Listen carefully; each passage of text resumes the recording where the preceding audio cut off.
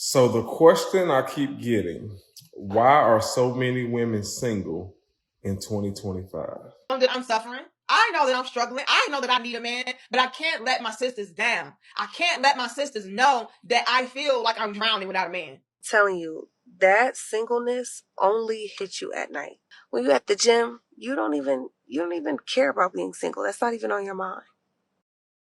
But when you pull up to the house at night and you get in that bed alone, that's when you be like, I really wish I could cuddle up with somebody. 45% of women will be single by 2030. You've probably seen this stat floating around. Morgan Stanley published it. Media ran with it. And depending on where you saw it, the framing was either this is empowering or this is a crisis. But here's what I want to talk about today. When I first saw this headline, the first thing I thought was, why are we only talking about women? If 45% of women ages 25 to 44 will be single by 2030, doesn't that mean a whole lot of men will be single too? Like, mathematically. And yet, when I searched for articles about this, I found a very interesting pattern. Articles about single women use words like empowered or independent, choosing themselves. There's something so refreshing about being single. Not single, but I want to date single. Not single with a roster, but avoidant single. And you sleep like an infant knowing you're not getting cheated on. We love it over here. Articles about single men use words like lonely, struggling, need to do better. Same situation, right? But completely different framing. And there's one number buried in all of this that genuinely shocked me. We'll get to that in a bit though. So today I want to look at the actual data. No spin, no gender war, just the numbers. Because I think what's really happening is way more important than the narrative. You can't change the math without changing the culture. And that's exactly what's happening. Let's get into it. First, let's understand where this number comes from, okay? Morgan Stanley published a report called Rise of the She Economy back in 2019. They projected that 45% of prime working age women, that's ages 25 to 44, would be single by 2030. That's up from 41% in 2018. The reason they cited were straightforward. Women are delaying marriage. Women are delaying childbirth. Women in their 50s and 60s are divorcing at higher rates than before. And more women are simply choosing to stay single. All of that is true, but here's where it gets interesting. Pew Research found that 1 in 4 40-year-olds in America have never been married. That's the highest share on record. The Institute for Family Studies project studies that 1 in 3 adults today will never marry by age 45. Not divorced, not widowed, never married at all. And here's the stat that doesn't get talked about nearly enough. In 1980, 90% of 35-year-old men were married or had been married at some point. Today, that number is 60%. So we went from 9 out of 10 men being married at 35 to just 6 out of 10. That's a 30-point drop in one generation. When men fall out of the marriage system, nobody writes think pieces about them. They just label it as failure and move on. Something shifted. And I don't think it's as simple as men need to do better or women are finally free. I think there's something structural happening that affects everyone. Generation after generation, men are being told they're the problem, even when the math shows the opposite. The dating app math. Let's talk about how people actually meet now. According to Stanford research, about 60% of couples now meet online. Dating apps aren't a niche thing anymore. For most people under 40, they're the default. So, what does a dating experience look like? SwipeStat analyzed data from over 3,700 Tinder profiles and found something pretty striking.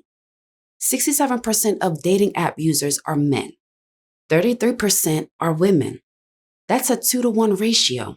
Think about what that means. In a room of 100 dating app users, 67 are men competing for the attention of 33 women. Even if every single woman matched with someone, 34 men would still be left with nothing before you even factor in preferences, attraction, or compatibility. It's like walking into a crowded marketplace where everyone is yelling, but only a handful of voices ever get heard. Here's where it gets more interesting. Women have an average match rate of 30%. Men have an average match rate of 2.6%. Let me say that again. Women match with roughly 1 in 3 profiles they like. Men match with roughly 1 in 38. Some studies put male match rates even lower, around 0.6% on Tinder specifically. That's one match for every 140 right swipes. Apps turn dating into a lottery, and men are buying most of the tickets. Now, I'm not saying this to complain or blame anyone. Dating apps are designed this way. The business model works when people keep swiping, and women being more selective isn't wrong. It's just how attraction works. But when you look at these numbers, you start to understand why a lot of men are exhausted. The Survey Center on American Life found that 44% of Gen Z men had no romantic relationship during their entire teenage years. Compare that to 32% of millennial men, 23% of Gen X men, and just 20% of baby boomer men. Each generation, more and more young men are sitting out entirely. And it's not because they don't want connection. Every study shows men report higher rates of loneliness than women. They're not happier alone. They're just done trying. Everyone says men aren't trying. No one asks why they stopped. A lot of men aren't single because they want to be. They're single because they've been outperformed by algorithms. The financial reality. Now, let's talk about money, because I think this is the part no one really wants to get into. Why did no one tell me how expensive dating was? And if you are not financially stable, you do not need to be worried about being in a relationship. You do not need to be worried about dating if you do not have your finances together. Period. We are too grown to be worried about somebody not being able to take us out on a date or take us here or buy us flowers or do this, the bare minimum, because they don't got no money. If you don't got no money, why are you even trying to be in a relationship? Dating is expensive, and the cost falls disproportionately on one side. South Financial did a study in 2024 and found that the average date cost about $59 per person. And here's the thing, that's just a direct cost.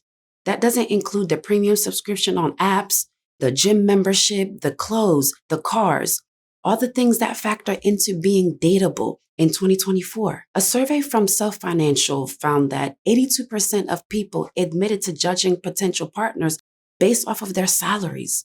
And 72% respondents said they're more likely to match with someone who shows signs of wealth on their dating profile. The signs of wealth stood out most. International travel destinations like Paris or Dubai, dining at expensive restaurants, wearing luxury fashion brands. And while everyone talks about equality, dating still runs on a very old operating system. Men pay first. Meanwhile, 68% of Americans say they feel stressed about money when planning dates.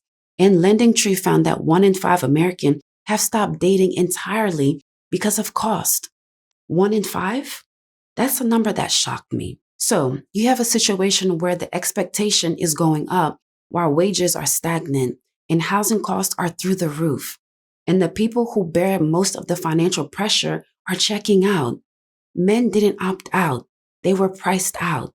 Single tax is having to throw away half your groceries every week because you can't get through them all. Single tax is having no one to split your subscriptions with, your Amazon Prime, your Netflix, etc. Single tax is not having a second brain to help you, so you end up spending more. For example, you leave your clothes in the washer because no one's helping to remind you to put them in the dryer, or putting them in the dryer, so you have to wash them a second time. Single tax is not having a second brain, so you have to pay more in your bills. For example, not having a second person checking to make sure the lights have been turned off before you leave your apartment when you go out of town. Here's something I didn't know about till I started researching this. There's something called the single tax. It's not an official tax. It's just a financial reality of living alone versus living with a partner. Zillow did a study and found that single people pay an average of $7,110 more per year just for housing compared to someone splitting costs with a partner. In New York City, that premium is over $20,000 per year. That's not rent being higher. That's the same apartment costing you more because you're paying 100% instead of 50%. Then you look at actual taxes. The standard deduction for a single filer in 2025 is $15,000. For married couples filing jointly, it's $30,000. Single people don't get access to certain tax credits. They can't contribute to a spousal IRA.